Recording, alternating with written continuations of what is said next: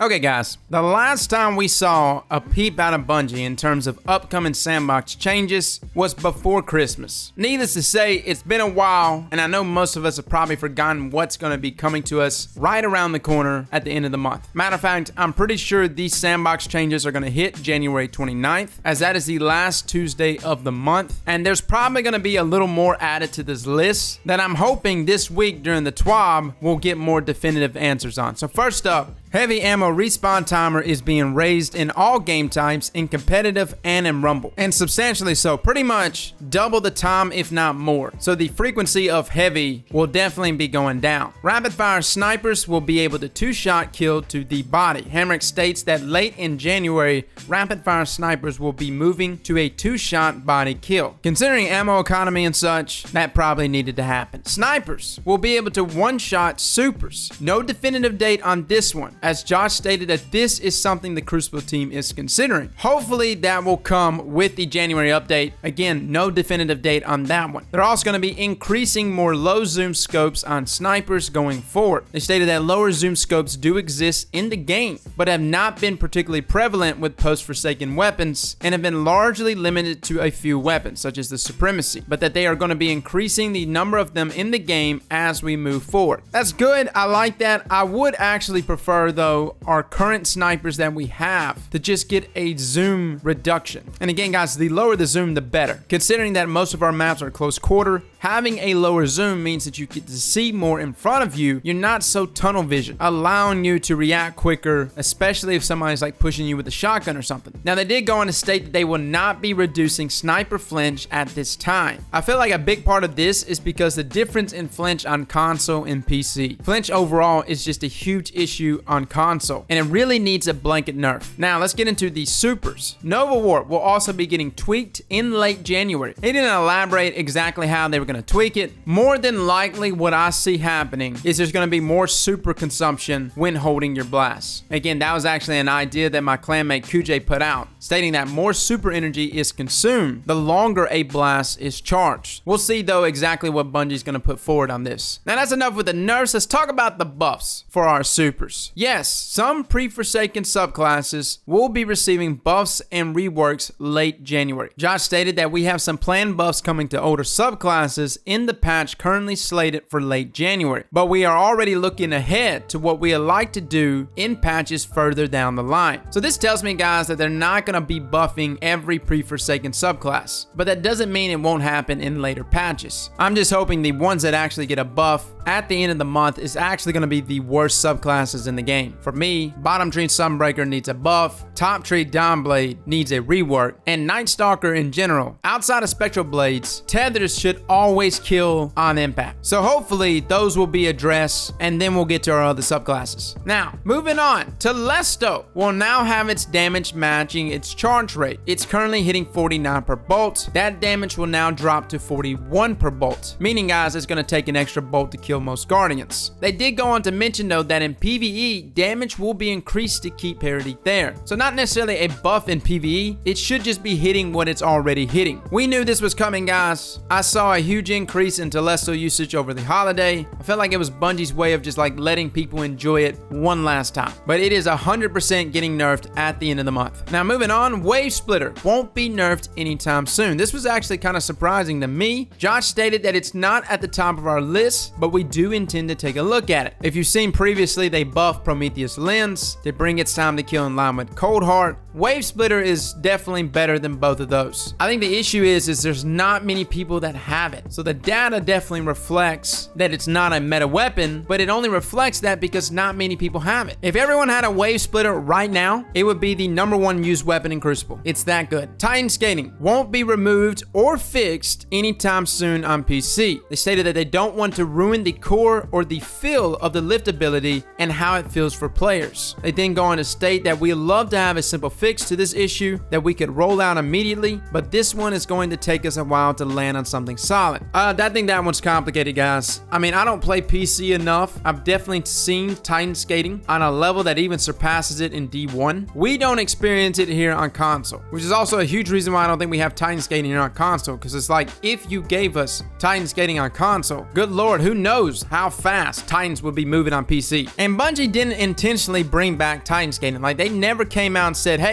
we have Titan skating. They did the Go Fast update last March, where everyone was moving quicker due to their mobility stat, and somehow in the code or something, it resulted in Titans on PC being able to Titan skate. I have not played around with it enough to know more about this. I just want Twilight Garrison back. I'm a simple man. So fellas, those are your sandbox changes that are happening this month, and we'll be covering all those sandbox changes. Now guys, before I let you go, down below in the description is all of my playlists. I've been saying for a while now I was going to get things organized, but we finally got our builds in a proper playlist, as well as weapons and armor reviews and exotics and exotic catalysts. Feel free to check those out, guys, if you want. Something I've just been meaning to do now for months, to organize the channel a little better so that you don't have to sift through hundreds of videos to get to what you want. Well, fellas and ladies, thank you all for coming and watching, and as always, slap that like button like your mama told you right.